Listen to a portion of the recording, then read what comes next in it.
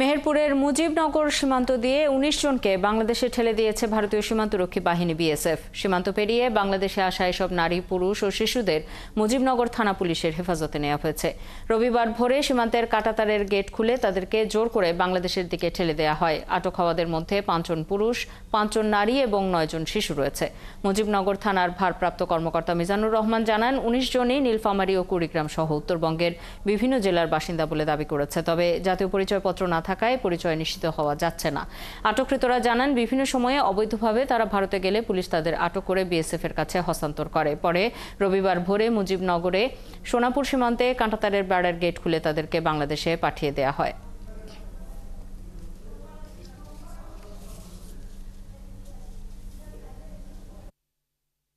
মুজিবনগর থানাধীন সোনাপুর মাছপাড়া সীমান্ত দিয়ে ১৯ জন বাংলাদেশিদের ছেড়ে দেয়।